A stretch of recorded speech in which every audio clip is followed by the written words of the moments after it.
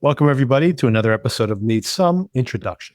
In today's episode, we'll be breaking down the final four episodes, four, I can't remember four, yes, of the agency. I confused myself, Darren, because you had actually seen the seventh episode ahead of time. But for me, it was four. But we'll discuss them all here, following up on the first six. If you're just hearing this episode, by the way, do check out the first six. Or if you're behind and haven't caught up this far, then check out those episodes, or I should say, check out our conversation about those episodes before jumping into this one. Joining me for the conversation, as usual, is Darren. Darren, anything else you've been watching this week? I've been trying to think of what I've been watching, but apart from binging the agency, there is precious little that I want to bring up. I've got given a recommendation, which is this citizen vigilante film. I'm not sure if you know anything about that. Yeah. But there's a little bit of a story behind that. Someone was telling me the whole story at the pub and it sounded very interesting. So I've got that film, but I haven't watched it yet. And I'm a little bit worried about what it's all about. But No, a bit of true crime here and there on Netflix. But yeah, it's been a busy week wrapping everything up for like the half of the school year, end of financial year, all this stuff. I'm just want to talk about the agency. I love this series and it's kind of consumed my life the last couple of weeks. Yeah, I just actually caught up on it myself between the World Cup and just other things that have been going on and trying to cover the Bear as well. Have not watched much. Actually, I have something I could recommend to you. Before I do my recommendation, I heard about that movie. You talked about the Army Hammer movie, which is also directed by Uwe Boll, which is considered like one of the worst directors of all times. And apparently the film is like overtly anti-immigrant and fascistic, basically like a pro-Nazi, although the director has come out and said, this is just fictional. I'm not actually pro-Nazi. So I'm like, but this is the work that Armie Hammer can get given his return to Hollywood. I'm not sure this is the right step if you wanted to be taken seriously. But of course, Uwe Boll, one of the worst directors of all time, if you've ever seen any of his other works, like really, truly inept, and somehow still gets millions of dollars because the films have people that are recognizable in them and have decent production values. But someone was telling me about this film, and literally in the middle of the scene, like Armie Hammer will retake the dialogue, be like, hold on a second, let me start over, and start doing his line again. And that is in the film. They have not cleaned up the editor. So I'm so fascinated to watch it. Yeah, I mean, jumping on this whole anti-immigration, it seems like governments or politicians that want to be in power are jumping on this thing left, right, and center. And it's a little bit worrying, but I'm all for watching art. If this is so-called art, I'm not sure if I've seen any Uwe Boll films over the years. He did a whole lot of video game adaptations. Yes, I don't know where he gets the funding. I don't know. Yeah, incredible. But look, I like I like things that are weird and that are out there, and I'm probably hate it, and I probably won't get through it, but I'm interested in just sampling it. I'm curious to see it myself. I don't want to necessarily give him my money, though. That's the only one question. The thing I was going to recommend for you, a whole bunch of things have come out recently that got really, really high praise earlier in the year that I was very curious about, and they've all become available to rent very recently. So I actually watched a whole bunch of things, and I just want to put a pin in it, and maybe when you catch up, we can discuss in more detail. One is a movie called Tuner. Have you heard of this movie? I have heard of it. Yeah, it's at the cinemas at the moment here. Oh, well, okay, and that makes sense, actually, because I know the rollout's been pretty slow. It would play in the theaters here for about a month in limited release, and then just became available to rent. And this is Leo Woodall, and it's an interesting blend of, maybe I won't say what it's a blend of, but I'll just say that it is kind of more of a drama than anything else, but has elements of a crime thriller. That he is someone who has like perfect pitch and has very sensitive hearing. Actually, it's like so sensitive that he has to wear protective hearing apparatus all the time. And but it makes him like really good at tuning pianos. And he used to be a concert pianist, like one of the greatest savants ever. But because of his sensitivity and his hearing, he actually hasn't been able to play. Anyway, his hearing is so fine-tuned that he's able to actually crack a safe just to help somebody out that he's working with. And suddenly he gets embroiled in this criminal under this group of folks who are trying to break into people's safes without letting them know that they've broken. This is kind of, in a way, like dovetailing with your friends and neighbors. So there's this element of the crime thriller, but it's mostly a drama. The thriller stuff works pretty well. I think I wanted, if it had leaned more into the heist elements of it, and there is violence and there's action in this. I don't want to downplay it too much, but it is mostly a character drama. But if it had leaned a little bit more into the genre stuff, I think I would have liked it even more. The reviews have been like off the charts for it. Audiences love it. It does have a really memorable final scene. So audiences probably will like this a lot better than I did. And I do want to shout it out because A, I liked it. B, it is a stylish, well-made film. Very good performances. I just thought it was good. Could have been better than that, but I do want to shout it out because I think most people will probably like this even more than I did. And I did enjoy it. Okay, that's cool. Yeah, I know Leo Woodall from that series of The White Lotus. White Lotus, yeah. Which he was excellent. I've seen him in other bits and pieces, but he's never really done it for me since then. So, yeah, hopefully this one, he comes to the fore. Yeah, he's good in it. And and the other thing I wanted to mention that I just saw was that movie from, now I can't remember his name, the guy who made Sorry to Bother You. Oh, yes. Boots Riley. Boots Riley, yeah. The new... It's called, what's it called? I Love Boosters, something like that? I Love Boosters, yes. I knew it had boosters in it because that's what they are. They're boosters. But yes, I Love Boosters. And I just saw this. And again, for me, I'm a fan of Riley's work in general. This, of the three things I see of his, I'm a Virgo, Sorry to Bother You. And this is the one that worked the least for me, which still is, for all the reasons that I usually like his work. It is full of energy. It is incredibly stylish. It has that DIY aesthetic where like you have all these crazy special effects going on, all feel like they're made by hand, like almost like some of these DIY filmmakers and video makers who became famous a generation ago.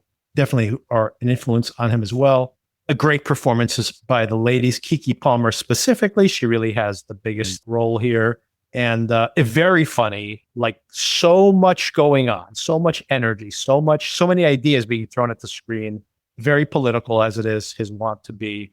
And this, of all of these, it didn't quite work as well as I've enjoyed his previous work. But that still is just, when you think about, sometimes you watch a film that kind of gets by on like one decent performance and has very few ideas in it. Just seeing someone like throw dozens of ideas at you per minute, it's pretty exciting to watch. So again, this is another thing that mileage may vary. For me, it was just good.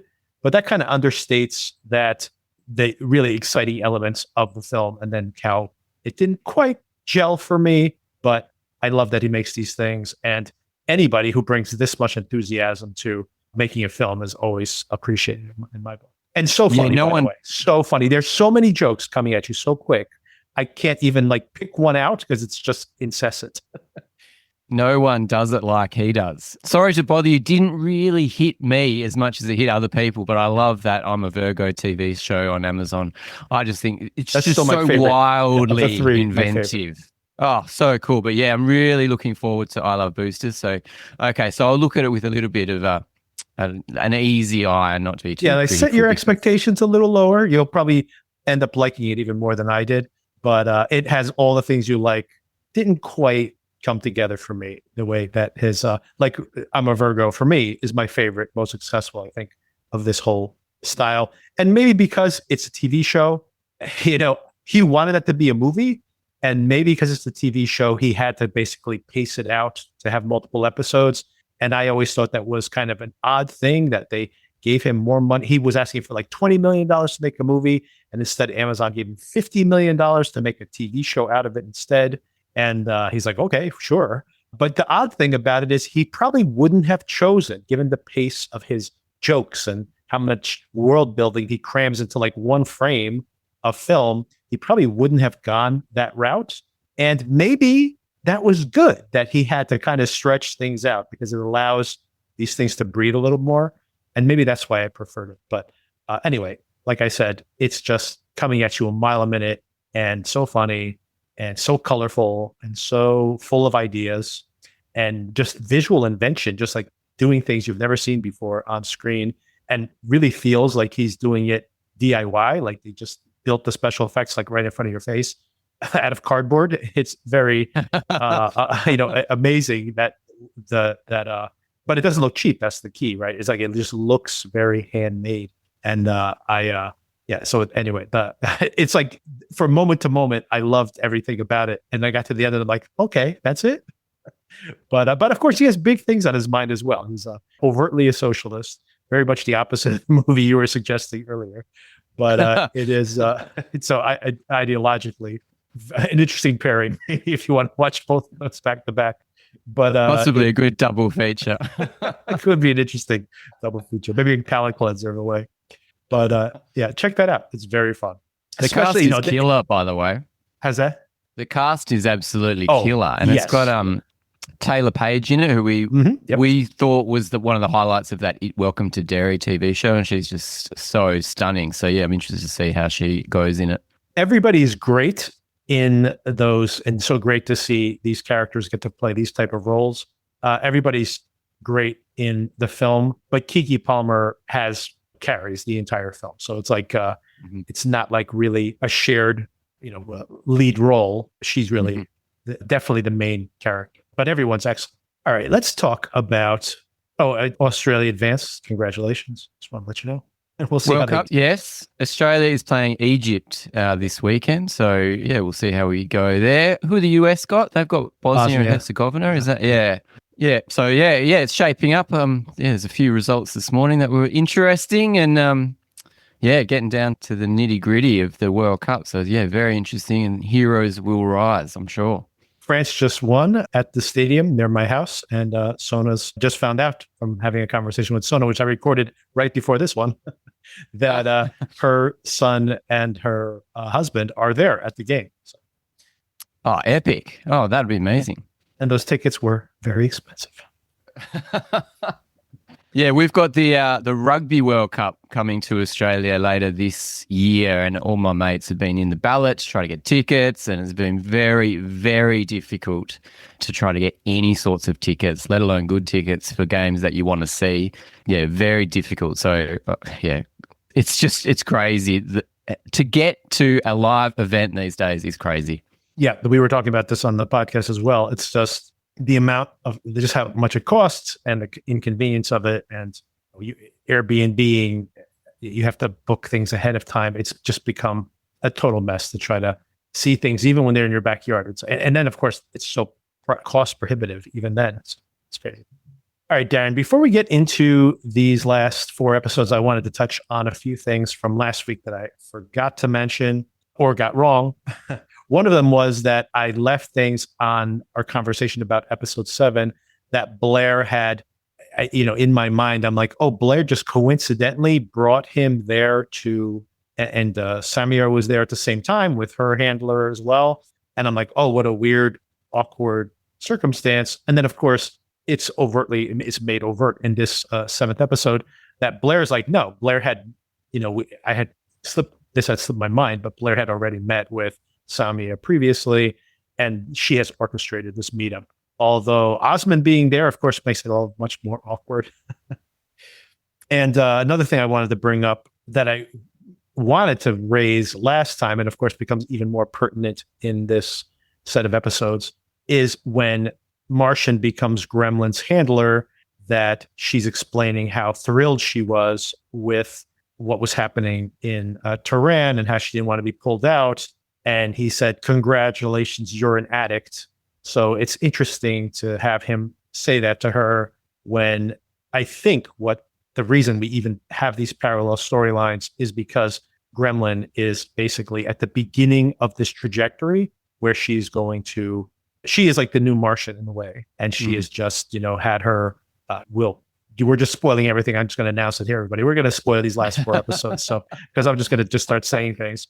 But she kills somebody for the first time, right? So there's like these, she is on that path to potentially being the dead inside person that Martian has become, and perhaps that he needs to see himself as still a human being, and Samia is how he saves his soul to some extent.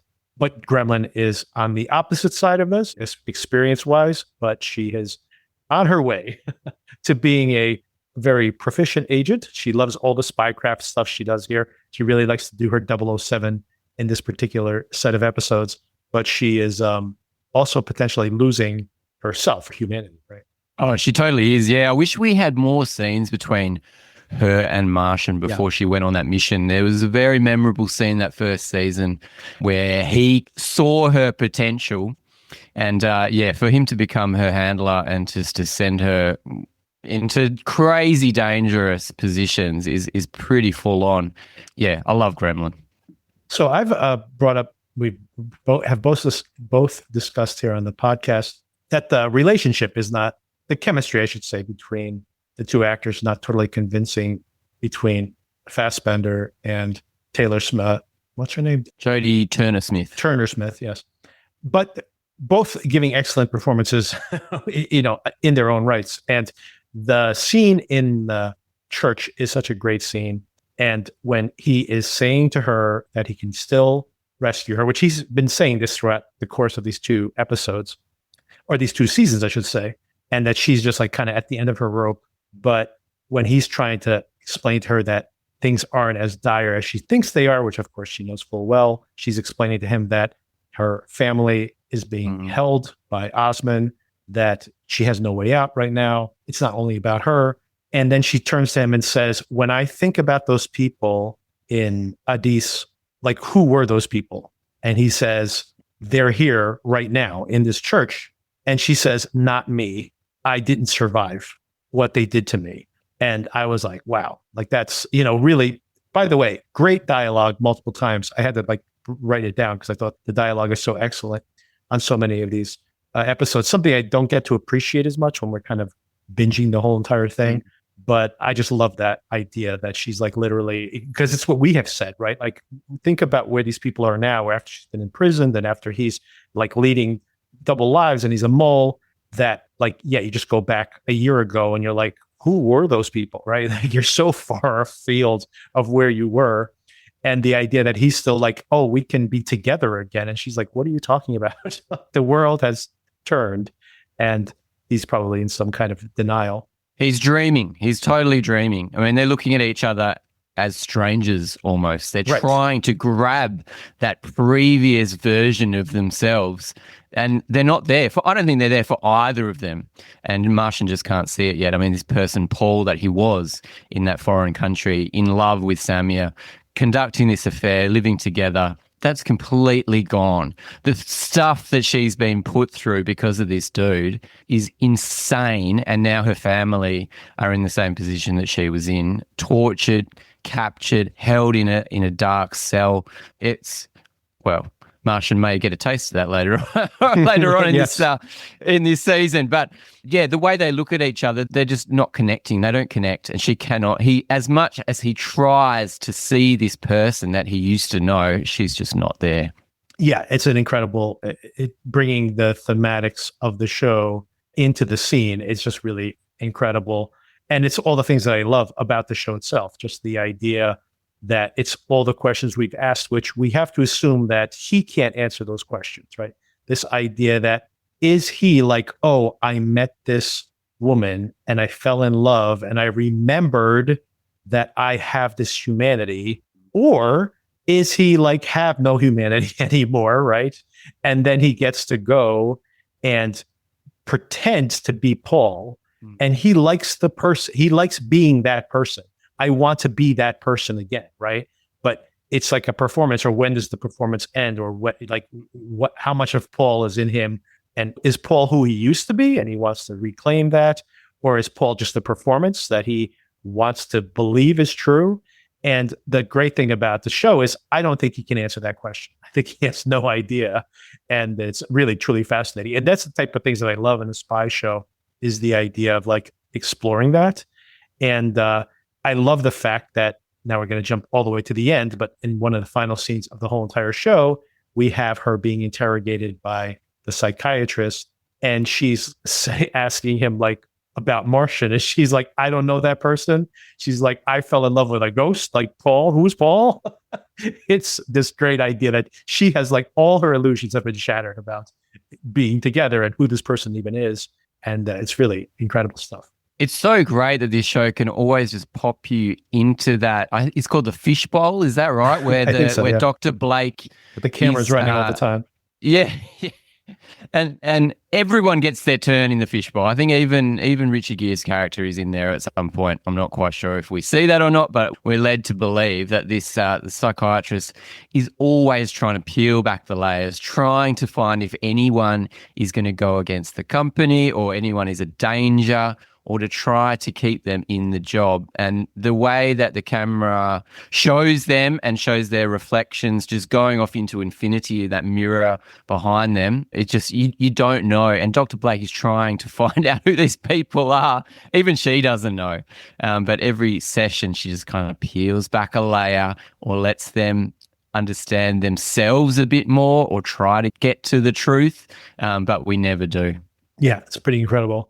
And then, in some ways that Samia, just to, she's become a spy. That's the other thing that's kind of amazing about the show as well, even starting last season, that even before she knew that Paul was a spy, when he's like showing up at her hotel and saying, use this name or call me this, and she had already started to do spy work, right? So it's even she has been reluctantly or unknowingly in many ways been drawn into part of the spy story. Now she's fully aware. At this point, she's literally just an operative for who's she working for? She literally is working for herself only, but the Iranians are trying to manipulate her, putting a gun to her head at one point. Of course, she's got to assume that she must be thinking like, my children, this is happening to my children out there as well. So you can only imagine how much stress she's constantly under. And she's lying to Osmond, she's lying to Paul, she's lying to everybody, basically. So just like a true spy. Yeah, that's right. And it was that Emirati guy, that just that disgusting dude that got his comeuppance quite quickly. Yeah. But yeah, so is the Emiratis, have they got her family? Yes. I couldn't work out what actual country or team has got them. But yeah, and poor old Osmond, he was absent from the first half of this series, and he came into it quite strong, and he had no choice in what has happened to him.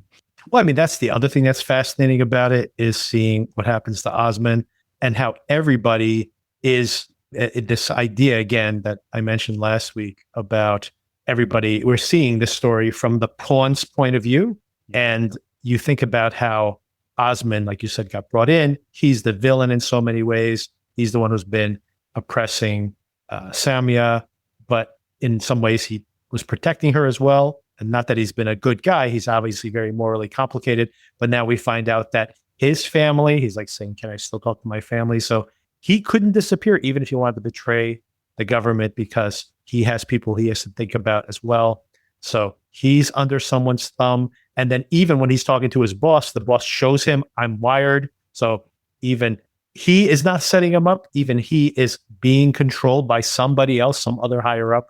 So everybody's on this pecking order of being manipulated. And of course, we see the exact same thing when we look at the Iranians and we see, what's his name? I can't forget anybody's names from the show, but the Iranian guy who Gremlin is working, that guy is like this bully, but then it turns out his father he's under his father's thumb, but then his father doesn't have as much control as you would think. And like everybody's under someone else's heel. It's just like one layer after another.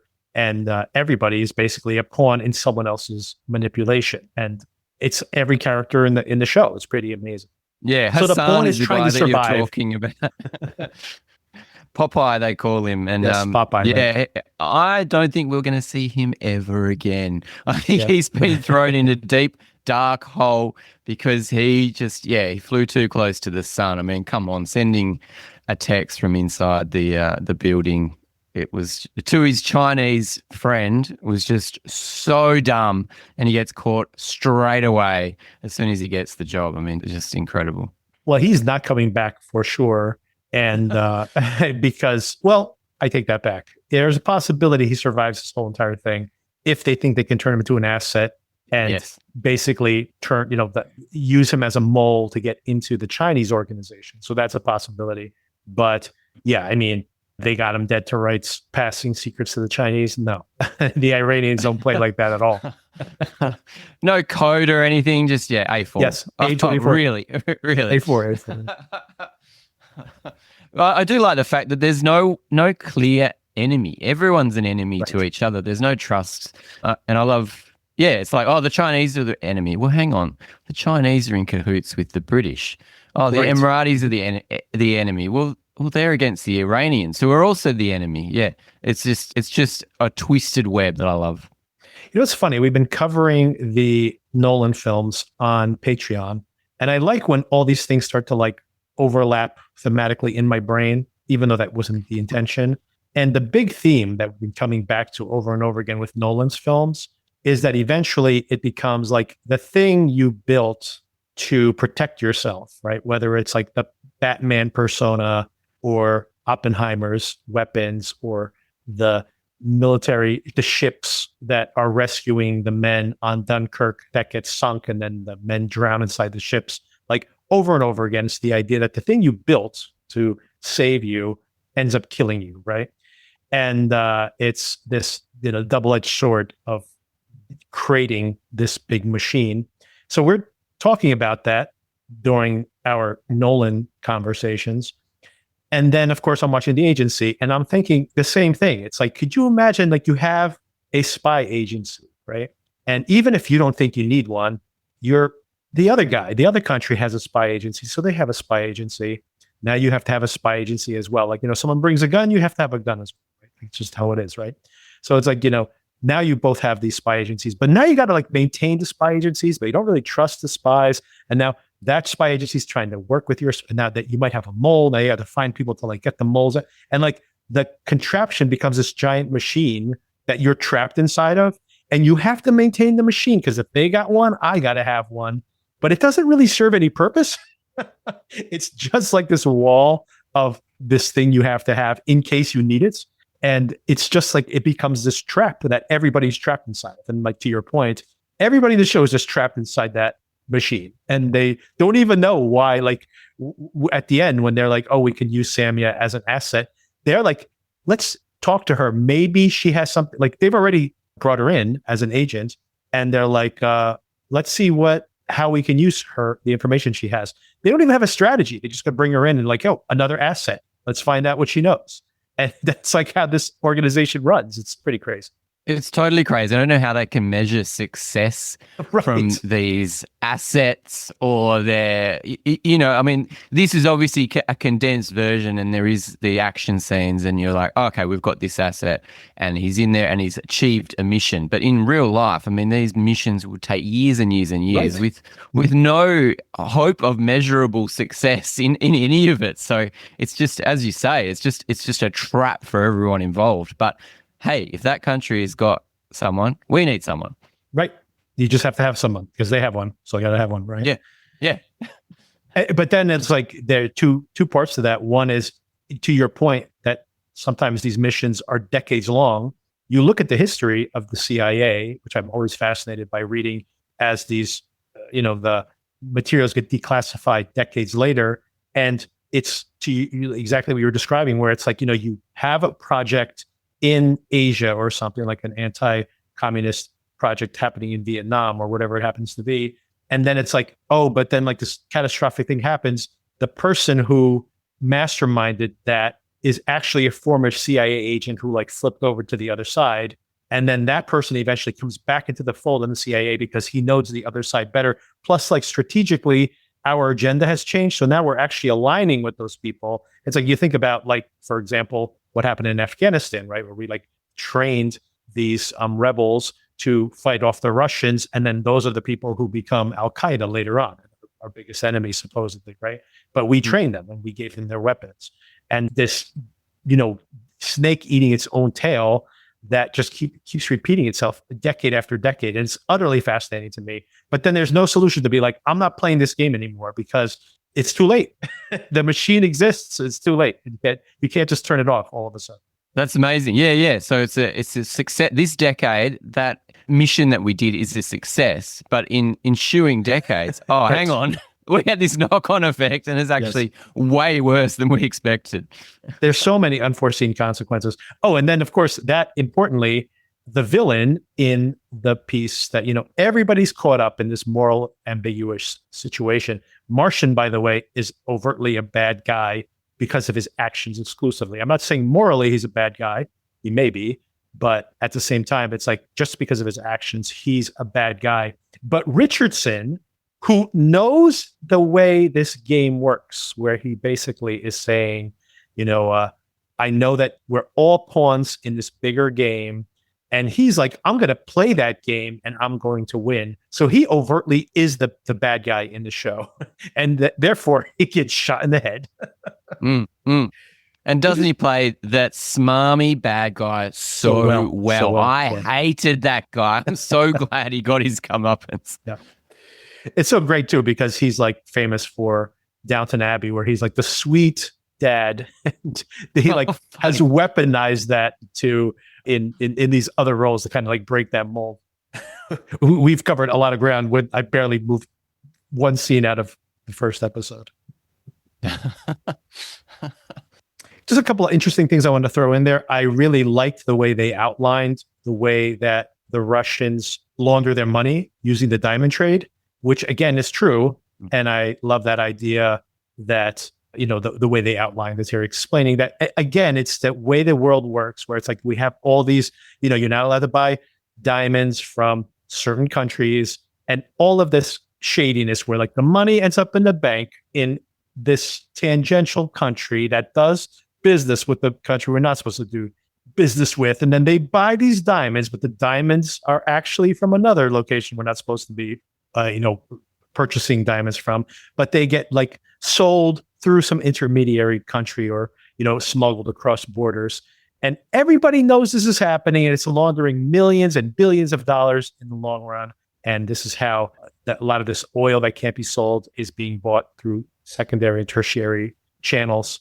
And it's the same thing that happens constantly. But I did love the way they just kind of explain this like very quickly, just kind of a high level, just explaining that like, yeah, we pretend like these countries like, they're embargoed. They can't buy gold. These countries, they're all bankrupt now because we've like put blocks on their bank accounts. And it's like, it's not like that way at all. There's always some way. Like the money will always find a way, because you can always pay somebody off.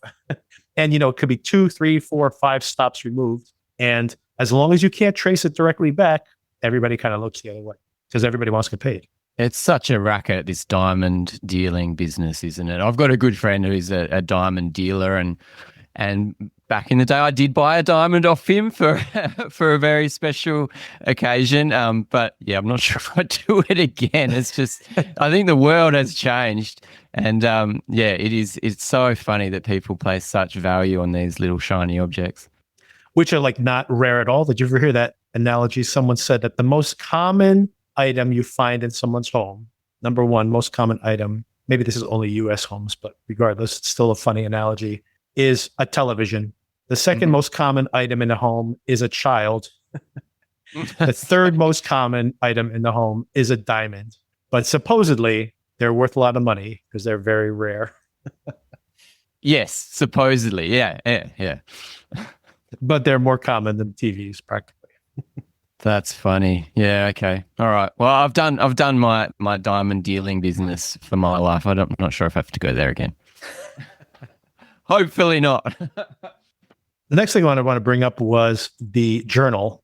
So I found it interesting that Poppy bought him the journal. She's all mad that he hasn't used it. He says, yes, I have. And then it's so telling that he has, even in the journal entry, he's manipulating his daughter. So it's like he has a cover story even there, which then makes me mistrustful of the diary itself. Because on the one way to read the diary, and I think it's actually a combination of both things I'm about to say. One way of reading the diary, it is a very personal admission, like a confession to his daughter about everything that's happened. But then he obviously knows that others are going to read the diary. And I wouldn't be surprised even if there were some codes and such in there for people who would only know to decipher. So everything is it's like just how Martian is in general and what makes him a good agent. Everything is at multiple purposes. I think he does honestly want to apologize to his daughter. And yet the diary is definitely like a tool that he's using. And that's going through his daughter. So he's using his daughter in a way, which is, again, very morally complicated to say the least, if not shady, straight up shady. When we talked last week, I actually didn't pick up that he was writing in this journal. And it's kind of cool that it's a similar framing device for the first series. The first series, he was confessing something to someone while in a hospital bed, but we didn't know why. We figured it out at the end of the series. He got hit in that traffic accident, and this is what he was kind of confessing. Whereas this season, he's writing in the journal, and you didn't realize how important it is until the end, where it's the last thing he writes before he goes rogue. I totally agree with you. There's all sorts of codes in there. It almost amounts as a written confession, but why would someone like this confess? And that his teammates are all a little bit sus on the whole thing. But yeah, very cool way of apologizing to his daughter and also, pushing his mission forward and for a reason to go rogue. I do love when he wrecks the place. He wrecks his apartment. Yes. And he goes to his door. Oh, you can't go in there. We've had a break in. The place is a mess. Yep. And then later on, she's like, "Oh, you cleaned it all up," and she fully knows that he made the mess. There was no break in. Yeah, at least he admits it. And also, by the way, at least when he actually loses his cool and he gets angry, that is a sign that he is still a human being in some way, not just a straight up sociopath. Oh, I felt for his record player. I didn't like him ruining that. Where's all the great, like they had all this great, like 70s psychedelic rock from Africa that he played last year. And no needle drops this. I love and this is again, something that shows that he may have a little bit of morality here.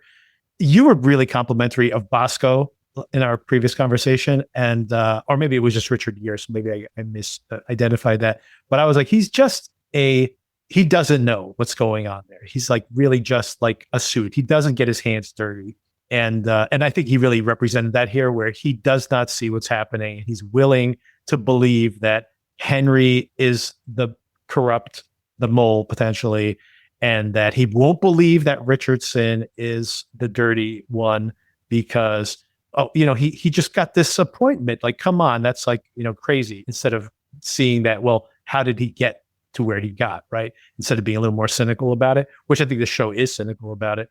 So it's showing him as being naive, but I loved the whole setup there. And early on, I'm like, oh my God, is poor Henry going to take the blame for all of this? And indeed, that's how it starts off. But to Martian's credit, and leaving the diary, by the way, is part of this, his plan. He gets in there, he like steals some explosives. And early on, when he is stealing the explosives, and right away he's going to like take this guy's place, even though he's not going to be able to pull this off, but he thinks he's going to be not playing chess, but poker, that he's going to bluff his way onto the plane and get in front of Viking. And Viking's going to know right away, this guy's not who he says he is, but that's okay. He's just going to keep just hoping that, rolling the dice, just throwing many metaphors in here, gambling metaphors, but just kind of trying to get to that so that he can play chess against this guy and have the plastic explosives there ready to detonate. But before this whole plan started to come together, did you start thinking like, oh my God, he's going to, so that he has enough time to put his own plan into effect, he is going to let Henry take the fall? I'm not sure where I twigged that. Yeah, I don't know. I never thought he was going to let Henry take the fall. I always thought he was going to either tell the truth eventually or just do it by his actions. Will excuse Henry for his supposed misdoing. But yeah, I love Jeffrey, right? He was so disgusted being let out of his own office. So what did he say? Oh, they took my shoelaces, they took my tie. Yeah. It's like you can just imagine the amount of people that Henry has put in the cells, and he's put away in this same situation. He was just disgusted to be in that situation. Even he was almost disgusted by his whole office applauding him when he finally came back. Yeah, he hates Martian. Is he going to get him back at the end of in the next series? If there is a next series, then I'm not sure if he's going to be too willing to help him out, even though Martian has finally come clean. Yeah, I'm not sure. To answer your question, I don't know. I'm not sure where I tweaked about that. You know, what's interesting, though, is that Henry is literally saying that, he's not going to let Martian off the hook. But then I think he appreciates the fact that Martian has potentially going to kill himself in this circumstance. But he said, like, telling Martian when he calls him, like, you can come back. You can come back from this. And I think it's because he has some empathy for him, because he does realize that he could have let Henry rot in jail and just disappeared, and then that did what he wanted to do, and then eventually let Henry out, or not. It could have been whatever he wanted to do in that case. So he could have allowed Henry to take the blame. But when he found out that Henry was taking the blame for this, he really did start trying to clean house, including, by the way, killing Richardson. I mean, like, there's really hard to imagine coming back from that. But that's what I was about to say. What's so funny about it is when Henry's telling him, like, come back, we'll put you, like, on a farm in Vermont. My wife's from Vermont, by the way. But it is very, very rural out there. So it would be a place to really be put to pasture in a way. So it's the fact that he's like, I don't know if I want to, or he says, I'll see you in Vermont, he says, right? But he leaves it in a way like, does he really ever want to go to Vermont? But I got to say, especially considering what Henry was saying about Martian just a previous episode, that he was like dead to him, that he killed this Richardson character. And I guess he has enough evidence to take him down, so that maybe MI6 just wants to cover the whole thing up and doesn't want to admit how embarrassing that is, because this guy's like a public figure at this point. He just inherited this position. So it still seems like this guy's just going to kind of walk back into the fold again. I don't think that's going to happen. There's no way. Yeah, no way. No, there's no way. Vermont is a pipe dream. That's never going to happen. I think that's code for something else. There's no way that I could see Martian out there by himself enjoying a simple life, and there's no way I can see Henry putting him there. He's too much of an asset for anything in the future, if he can come back from this, which I have my doubts. Right.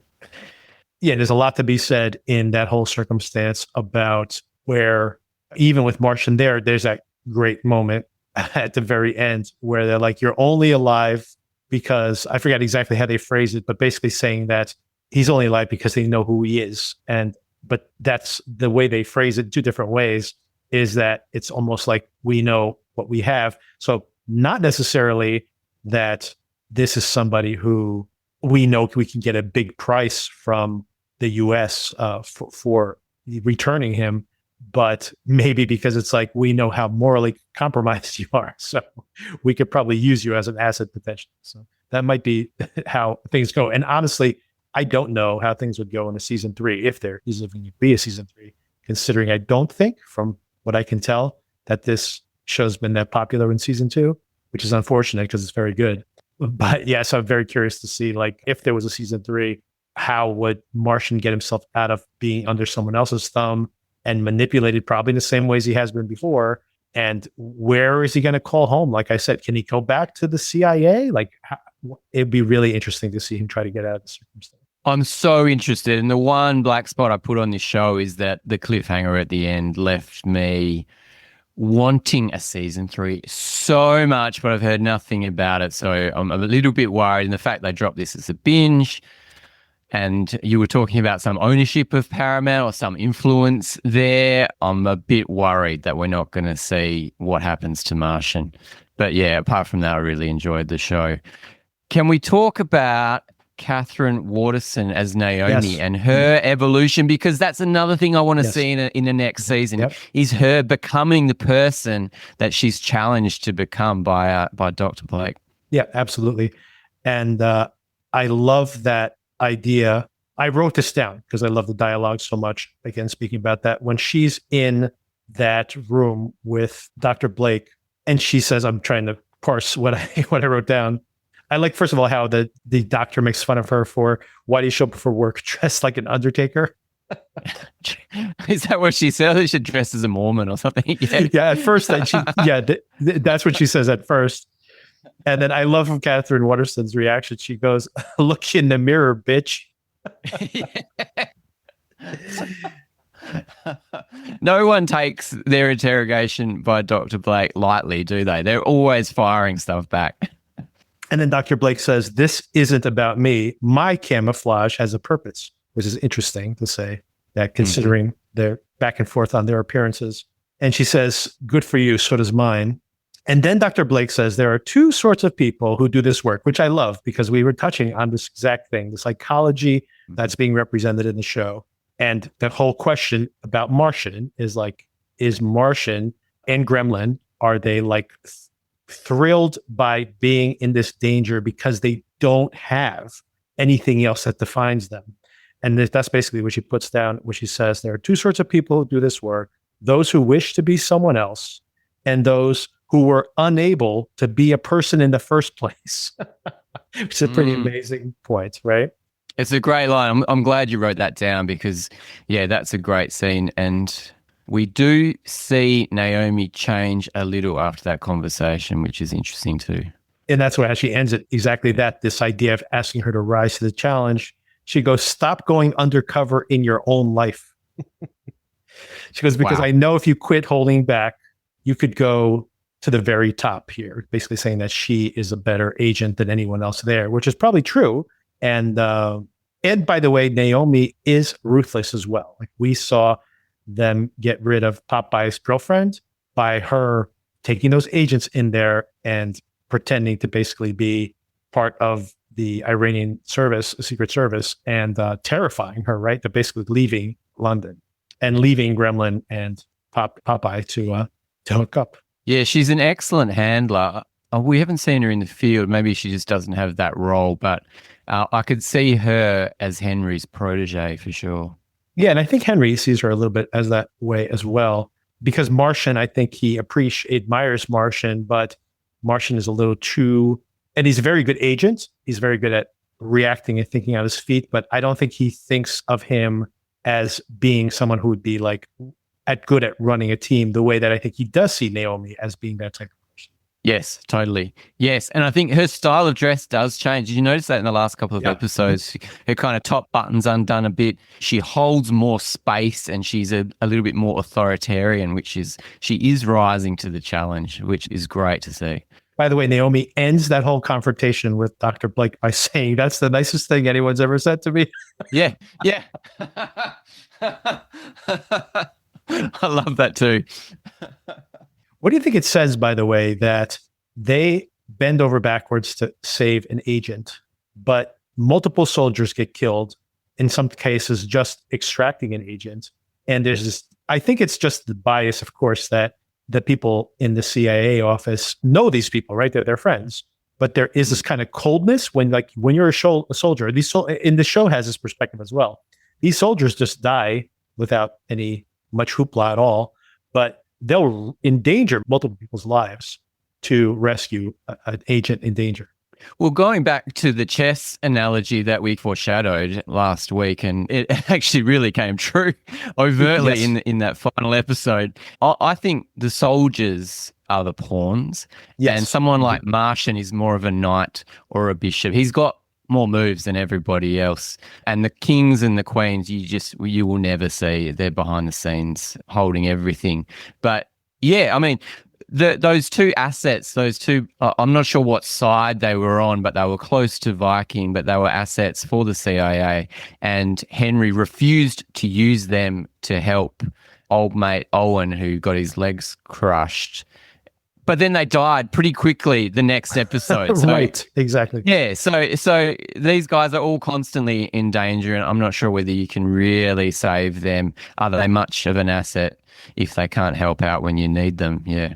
By the way, speaking of the whole chess moves and who Martian is here, the title of the last episode is King Sacrifice, but I don't think that Martian is the king in this case. But I mean, of course, there is the whole fact that he's theoretically going to sacrifice himself. Did you think that Martian is going into this like this is a suicide mission? He thinks he's the king, and so does Viking. Viking. Yeah, Viking. That's right. Nice. I think he thinks that. I don't think he thinks it's a suicide mission. No, but I think that there's a very high chance that he thinks he could not survive this.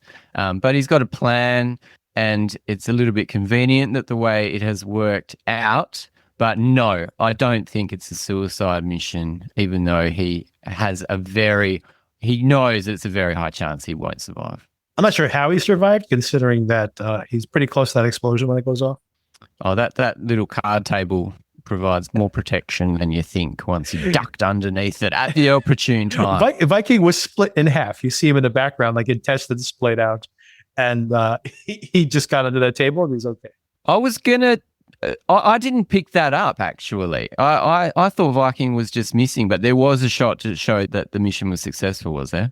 Well, I mean, I assume it's Viking. It could have been one of the soldiers, but I think Viking's the only one that would be close enough. And you do see, this is obviously a dummy or something. When the explosion goes off and he throws himself to the side, there's obviously a person sitting in the chair upright, has not reacted at all. It's not a person. It's, a mannequin or something. But it's the card table is basically there and he has not moved at all. And then when you see, the sound has dropped out and Martian is getting up and looking for a weapon as his hearing is slowly coming back. If you look right behind, slightly out of focus, there's someone who's basically cut in half and they're disemboweled and not moving either, of course, as you would expect. Epic. So I'm pretty sure that's Vikings. Okay, that's good. That's good. I was so thrilled by this sequence that especially when the sound drops out. I love when that happens in films. It's so effective, really puts you in the mind. And the way that it was filmed very close to him, almost like a first-person shooter video game. Things were coming out of nowhere. Yeah, really cool. I just got caught up in it. I didn't actually see the details that the target actually got killed. Yeah, him trying to escape in the car also is very exciting to watch. Oh, wow. Just when people come out behind cars, he gets shot. There's stuff going everywhere. There's smoke. You are really in that situation. I think I saw a still that it showed Fassbender in action in the new agency, and I didn't see him in action at all for the whole series until this the last scene almost. Yeah, so cool. Yeah, when he's in that, this is exactly the scene, right, where he has that, he's in that shirt and in this outfit with the machine gun strapped over his shoulder. And this is it, because there's the only scene, like you said, where he actually has any kind of physical action in this episode, meaning this season. Yeah. Yeah, they saved the best for last. Oh, what did you think about him? Like, again, like everything clicking into place and you get to see him like really at his all his power here, not only setting people up, but masterminding this and putting his own neck on the line and being honestly, probably chaotic, like maybe not the way you want people to behave on a regular basis, but obviously he has no other options. But this all starts earlier on, like the whole situation where he gets like enraged in hearing what's happening to Samia, how she was threatened, but how her family's currently threatened, and the way that he flips Osmond so that he's now an asset and has basically been turned into a ghost as well. And he's like, can I tell my family if they're, if I'm alive or not? And he goes, well, that's up to you. He goes, actually, it's up to me if I'm in a good mood or not. And, but, Osmond and then the Emirati guy also killing him, right? So like, he's just like, you put a gun to Samia's head, well, you're dead now too. So good. Yeah, he just goes full Martian in the last couple of episodes. I just love how effective he is. And when he went to the foreign country and he's hanging with the crew, hanging with the dudes. Yes. Mm-hmm. And he can drink with the best of them. He can just throw his weight around with all of them. He just needs an ice bath and then he's ready, steady as they go. Like, hands, not a single tremble in his hands, putting that bomb together. But then the next morning he says, oh, yeah, brutal hangover. What happened? I just suddenly thought in my mind, if this show isn't renewed for a third season, we do have a sequel that kind of ties things up It's called The Killer on Netflix. The Killer. Yeah. 10 years on. He's just... That's right. He goes underground. He already has a black passport. And that's it. He created a new identity and started becoming an assassin. So cool. Yeah, that is cool. I need to watch that film again. And also Black Bag as well, maybe. Maybe not. No, that's an alternate slightly different character.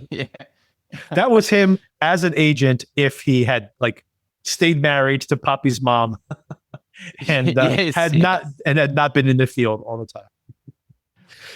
Another favorite scene for me is when he finally does meet Viking, and he's just too good. He's too confident. He says all the right things, and then Viking, maybe he knew all along, or maybe he just twigged, and he's like, "Well, show me your ID, show me your passport." And as cool as a cucumber, he brings out this O'Neill's passport with a completely different photo, and Viking's like, "Yes, this is who I expected to meet. These eyes betray something completely different to what I'm seeing in front of me." Yeah, I thought that was really cool. Yeah, that was a very cool scene. But I am pretty sure that this guy, being who he is, especially because he's probably connected to the U.S. government still, he probably has some kind of connections in there, that they knew, he knew what Nils looked like. You're not just going to go into this thing blind. And especially because he shows up late. So he probably got some notification that this guy who came is not the guy we were expecting to see. And then, of course, Viking wanted to feel him out and, played along. But it's interesting to, all those scenes are so great. It's really, this is the closest it gets to being a James Bond movie where, of course, Sean Connery shows up and everybody knows because he's the most famous spy in the world that, James Bond is here. And he supposedly has a fake cover. You're a doctor from Switzerland. They're like, no, he's not. He's James Bond. Every person there, every other spy in that casino has met him before. So he's not fooling anybody, right? So it's the closest it gets to being one of those kind of spy movies. But of course, Viking wants to know, what's this guy about? And wants to know what he knows. And doesn't suspect that this guy, again, this is where Viking wins by being as chaotic as he is. Most people will be like, well, he's not going to potentially put a bomb between us on the table because we'll both get killed. But that's exactly the type of person that Martian is. It is. And I thought it was a little bit convenient that he brings a mechanical instrument to play chess with. I thought that was, Viking should have had all over that. Yes, exactly. I agree. Let's talk about this guy, though, this German guy. This, it's not important, but it's such an entertaining character. First of all, this actor who was also in the most recent season of The White Lotus, but also the husband in Zone of Interest. Is that not? Yes, that's where I've seen him before. He was very recognizable to me, but I couldn't work out where I'd seen him. Oh, yeah, he was the main guy in Zone of Interest, wasn't he? Yeah. And it took me a while to place him, actually. And then I was like, anyway, remember The White Lotus. And then I'm like, oh, right. And that's the guy from Zone of Interest. Not very well used, I have to say. It's surprising, by the way, that he did Zone of Interest, and an incredible performance in that movie, by the way. And that he's done the White Lotus performance was one of the weaker performances I thought on that show. Not that they gave him a really great character to play. And then really, not that he was bad in this at all, but so underused. It was just crazy that he would take this part, to be honest. I figured he'd take a bigger part, but regardless, I think it's such a fun character. This idea that the way they describe him, that he's he's into drugs and he's a sex addict. And what do they describe? They say he has, they've never seen anyone with so many handles. Yeah, he's a gambling addict as well. He just gets random phone calls saying that he owes, hundreds of thousands of dollars and they're going to kill him. He's just like, oh, well, it's just another day. And I was really hoping, by the way, I wrote this down too, because I love the dialogue, and I was hoping that they would get to the bottom of this because, again, I think this is thematically about what the show is about. Also, is that Martian says to Blake, so, he has so many handles, so many ways you can manipulate him, but she goes, he's chaotic. And then Martian says, so how do we get a loose cannon and tie it down on the deck? Right? I love that metaphor, by the way. Mm-hmm. And then she says, easy, you find the hole he's feeding and then, feed that. He goes, and And then what did she say? She goes, feed the monkey, lead the monkey. So I wrote this down because I just love that idea. Feed the monkey, lead the monkey. And I really wanted to see them actually do some spycraft to like get to the bottom of who he was. But we didn't get any of that. But I still thought that the dialogue in this scene was so great. That's cool. Yeah, I missed that dialogue. That is fun. Yeah, also a plastic surgery addict as well. He's got everything. Yes. Mm-hmm. I love the plastic. By the way, when they meet him in the plastic surgery center, I like how as he's leaving, Fassbender's great, or Martian, I guess, because Fassbender's playing Martian, playing the doctor. But when the guy's leaving and he's like very nervous, Martian's like, "You look great, buddy. Look great, buddy." I love that. And we also see that new kind of CIA agent, that the honeypot, the beautiful lady. She turns up in Tehran as well, or Bahrain, I think it is. I like how they use her in two different places. It's like when Naomi was angry at her boyfriend that he was getting someone who was too pretty as the honeypot. I didn't realize that they're like, no, we've like hired a honeypot. Like she'll just pop up in different places. It's just like you're just flying her around being a honeypot. That's pretty interesting. She's just too gorgeous, though. That's the problem. Right. It's a dead giveaway, by the way. And totally, Popeye knows immediately. I'm like, oh, this CIA agent was trying to recruit me today. Like he instantaneously identifies it. Well, that was funny as well, because that was the other guy, on again, off again boyfriend on the Iran desk, and he is kind of doing a terrible job. Way too obvious. Oh yeah. Whether Hassan picked him immediately or whether Hassan got info from the Chinese that these guys are CIA. But yeah, that guy's terrible at his job. Absolutely. By the way, I want to go back to that scene where Blake has that conversation with Martian. And as they're leaving, she questions Martian and says, "What's your relationship with Richardson?" And tries to surprise him with it. And he just says, "Oh, nothing, whatever. You know, we just were comrades in the past and I've run into him here and there." And she just goes, "Wow, nothing." And he goes, he goes, "Well, wouldn't that also be the response you would get from somebody if they were telling the truth?" And she's like, "Yes, but you're not telling me the truth, basically." And she goes, "I'm just really, just admiring this. It's like watching Da Vinci paint. He's the Da Vinci of liars." The face. It's funny that she can see through him, though. She knows that he's lying when no one else does. So I think that's interesting. One more great piece of dialogue I want to, before we get to circle back to the final episode, because I just want to get some of these in here because I kept writing them down. I love when, of course, this is all subterfuge again, but Martian goes into Bosco's office and Bosco's like, "Why do you think Henry's onto you?" And he says, "Well, I don't know. I don't know what's going on with him."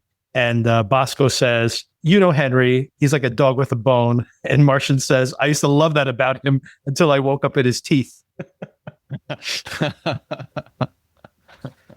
So yeah, all great stuff. Really, really great stuff. And like just great writing, by the way, in general. All right, let's talk about Gremlin. And I think that's pretty much the last part to discuss for, unless you have anything else you wanted to bring up. But Gremlin, she has this parallel storyline. It turns out her boyfriend is actually a Chinese spy. Also, of course, you brought it up already, but Richardson's number 2, she speaks Chinese. She's probably a Chinese agent. So the UK are working, or at least Richardson himself is a double agent, or he's a mole within the MI6. She's doing, she goes straight up James Bond here. She's sneaking into people's room, copying their laptops, like very cool stuff. And you see this like little smirk on her face all the time. She records her in the elevator, just like smart enough to know that we might want a copy of this recording. And so all that stuff is very cool. But she also can't wait to get back to Iran, even though things are getting way too hot there. Naomi wants her out. And she goes back to the Iran and she gets 2 things she wasn't expecting. One is that the guy proposes to her and she's just like, this is a little uncomfortable, right? Because actually getting married as part of your cover is probably a bridge too far for her. But then worse than that, of course, is the guy turns out to be a double agent. Everyone finds this out.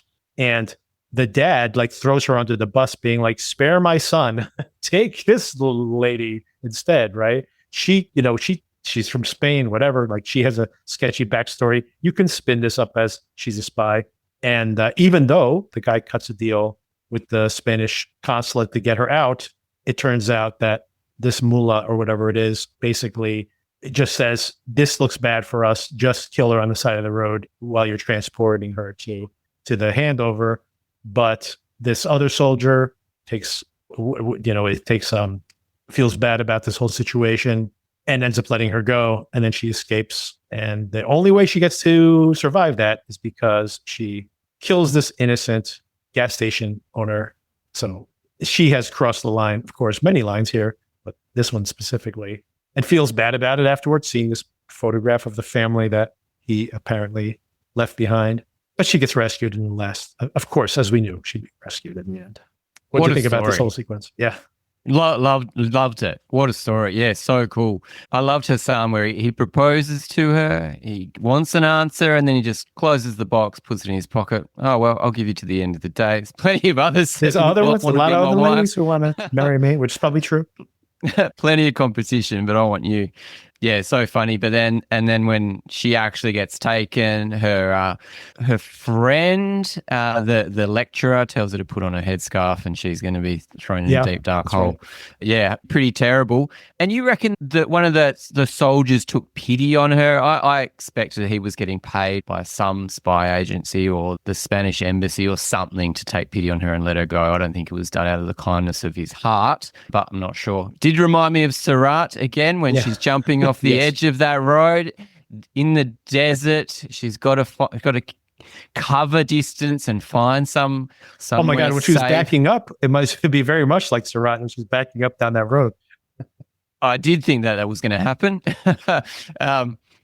Yeah, and what a brutal scene when she kills that attendant. I mean, she uses all her strength and all her wiles just to actually brutally strangle him on the ground. And with plastic bags. Well, yeah, horrible. And I think she accepted death at the end there when she was outnumbered, and I don't think she had a weapon or nothing to be able to go against these guys. She accepted that she was going to die, and then good old, it was Mossad, was it? That helped her out. Yeah, they helped her out, and she lives to fight another day, but she's going to have to do some deep recompression just to be able to get back in the field. And do you think she's going to be sent back into the field to rescue Martian? Oh, that would be, you know what? That's a great theory, because I have been wondering, I know this is based on that French series, although I've heard season 2 is very different. The season 1 is very similar to the French series. Season 2 I heard is more different, although it does end with the Martian corollary imprisoned. But I've been wondering, like, well, when are these two stories going to intersect? And that would be an excellent way to get the two stories to intersect. And maybe that's how the French story goes. I don't actually know. I haven't watched it.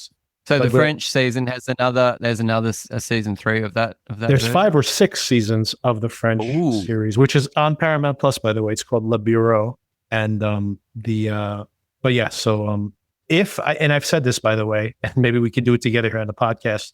If they do not renew this for a 3rd season, I will watch Le Bureau, because I've heard, by the way, Le Bureau is considered one of the best TV series of all times, which is part of the reason that I think people are not as enthusiastic as The Agency, because I think like critics who loved that series thought that this wasn't quite as good. Having only seen this version of the series, I love it. So I'm not gonna, and I will continue to watch it as long as they keep making it. But if they decide to cancel it after season 2, I will go and watch Le Bureau and get my fix there. That softens the blow a little bit. Yeah, I'm a little bit. Yeah, I don't know if they're going to do a series 3 based on everything that is happening at the moment. And yeah, that sounds cool. It's been a long time since I've watched a French series, but yeah, I'm down for that. And when we covered season 1, Sona and I, Le Bureau was not available to watch in the US, at least not the early seasons. I think there was like a later season that was available on, I don't know, some weird streaming site. But Paramount now has bought the series, and the whole 5 seasons are available there on Paramount Plus. So, like I said, if they don't renew, I know what I'm going to be watching. I was just about to cancel Paramount now the agency is done, but maybe I'll check that out. You might want to binge that first and then cancel. A couple of things I wanted to bring up about Gremlin, about the guy letting her go. I actually thought he was doing it because he felt bad, but at the same time, there's a version of it in my head. Even I kept going back and forth where maybe he took off her chains and was like, you can run away. And I thought it was part of the setup that she would run away and then they would kill her and then say that, they killed her while she was getting away, which is exactly, and they don't know she's an actual agent. So I presume like if they've done this in the past, that person doesn't like try to steal the car. They try to run into the desert and just die, and which is the goal they want anyway. So I think that is, but I was kind of torn on which, because especially considering that they end up stealing the car, that I feel like you wouldn't do that because it would look really bad on you. Like someone took her handcuffs off and it was most likely you. And then if she does steal the car, like in this particular case, then man, you're probably going to end up locked up in the dark hole. Yeah. Not a good way to do it. Keep the handcuffs on at all times. Oh, and the last thing, a nitpick. I have to call this out because it drives me nuts whenever this happens. She's strangling him with the plastic bag and he has his hands. He's grabbing with his hands. He's grabbing. So it's not like his hands are pinned under him or something. He's grabbing at her arms on his neck. He just has to pop a hole in the plastic bag and he can breathe with the same hand that he's trying to grab her hand off of him. I did think that, but I don't know if anyone's ever put a plastic bag over your head and you're fearing for your life. I'm not sure if that's a natural reaction to think about doing that. The only time I've seen that, by the way, that no one ever does that in movies for some reason, the only time I've ever actually seen someone do that is, did you ever see Bones and All? Did you see Bones and All? No. Oh, that's actually good if you want to see that. It's a cannibalism romance from Luca Guadagnino. But okay. Interesting combination of things that I just said there. But they are killing somebody with a bag over their head. And that's exactly what happens. He tears the bag open. And I'm like, exactly, that's what you do. Funny. I think there was a character, it might have been in Succession, that was doing it for sexual gratification, but I think that's the other time I've seen it. Anything else you wanted to bring up related to the finale, or anything other details we missed in there? Character? Oh, Owen. I just want to bring up one thing on Owen that I thought was a lot of fun. He gets back to the office. There's this cake is there, but no one's giving him any attention. And then, of course, he's being interviewed by Blake. And I like his naivete that, as opposed to someone like Martian, for example, where she's saying like, well, it could be like someone, like, for example, like he's saying, why is there an investigation going on? Why are there all these questions? And he goes, well, do you think that an agent like that Martian or someone could have said something to you or done something to put you in harm's way? And he's like, no, why would anyone do that? And she just kind of smirks like, oh, this guy, so naive. When everybody in this office is probably got a target on your back for all you know. That's classic. Yeah, I love Owen. I love how brave he is coming back into the office, and he gets some action. Yes. Not in the hidden corner, right out there in the open. That's Everybody's going to see it on CCTV. Good on him. Yeah, thanks to Blair. Well done. Yeah. So, I love these guys. I love this team of characters. I can't wait. We'd love to see a third season, but we will have to see if that's the case or not. We really would. And a couple of the other guys I like are the ones that are in the basement doing all the phone tapping and the setting up the bomb in the watch and all sorts of stuff. Mm-hmm. Yep. I thought the watch thing was going to pay off, by the way. Yeah. Yeah, that's true. Because he got the watch, didn't he? And there was dynamite in the watch. So yeah, I'm not quite sure how that happened. They got it powerful enough to like blow off your arm and potentially, by the way, I guess you could stem the bleeding fast enough, but potentially, obviously kill somebody with that size explosion. But Martian's like, funny. I could put a lot more. Use a lot more. A lot. Man, he takes the whole lot. Yeah. Yeah, a bit of James Bond stuff. Was it Q?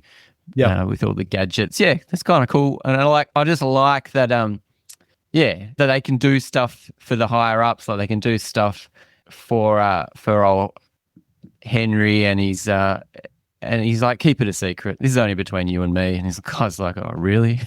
He doesn't want to be dragged into all this. All right, Darren. So for next week, we've wrapped this up, of course. We got, in 2 weeks, we have Lucky, which is coming to Apple TV. Anya Taylor-Joy in a crime thriller set in Las Vegas. So looks pretty good. Just saw the trailer for it, finally. That's coming in 2 weeks. So next week, it's Dealer's Choice. You can A couple questions I have for you. One is we could potentially do a retrospective on the Evil Dead films because the last Evil Dead movie is coming out next week. So that's one thing. I don't know how many our listeners would enjoy that, but the 28 Days Later episode last summer, which we put out around the same time, did pretty well. So maybe there's an opportunity there to do another horror retrospective in the middle of the summer. Other than that, have you been watching Maximum Pleasure Guaranteed? I've not, no.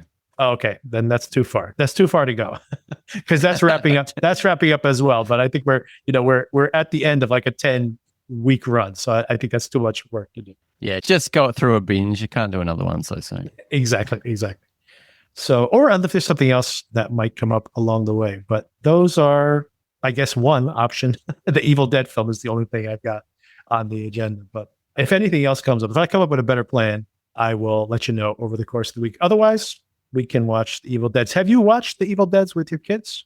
Oh, not with the kids. No. Not the littlest, but I mean, maybe like your son. No. I've watched them all. I've even seen the musical. Oh, wow. A local theatre put on the Evil Dead musical a couple of years ago, and it was hilarious. So fun to see. Yeah, so yeah, I'm well versed in the Evil Deads. I think I saw the third one at the cinema when I was probably too young to see it. But yeah, very cool. Very cool. The third one is the most kid friendly, I think, if you were going to watch any of them. Yeah, with all the stop motion skeletons and that. Yeah. I might watch that again. Yeah, I think I'm due. And have you seen Ash versus the Evil Dead? No, that's a series, isn't it? Yes. I haven't seen any of that. No. I saw season 1 of it. It's very good. I have not seen beyond that. But at one point, it was all available on Netflix. So maybe I'll watch a little of that. If I remember correctly, those are like 20-minute episodes. So it's a pretty quick watch. But only saw season 1. Fun. So much fun. So, yeah. So start working your way through those again if you want to. All right. And a big comeback here nothing else comes up. If you come up with anything else, let me know. Or if you watch any of those other things I mentioned. Oh, a couple of things we could talk about. The Mummy is coming on HBO. Just an announcement for folks. The Mummy is coming on HBO this week. So I'll probably watch it on HBO. So then we could discuss it because you've already seen it. And the drama premiered on HBO last week. So maybe we can do a full review of the drama as well as a possible conversation. I love the drama. I'd actually want to watch that again. So fun. Okay. So those are all possibilities. We'll keep everybody posted. And I'll be enjoying the fireworks. I was going to wish you a happy 4th of July, but it doesn't matter to you. I'll be watching the fireworks. Lots of fireworks displays around here in the next couple of days. Okay, good. Happy 4th. Yeah. Stay safe. Enjoy the holiday. You guys get a day off on that, I'm sure. We do.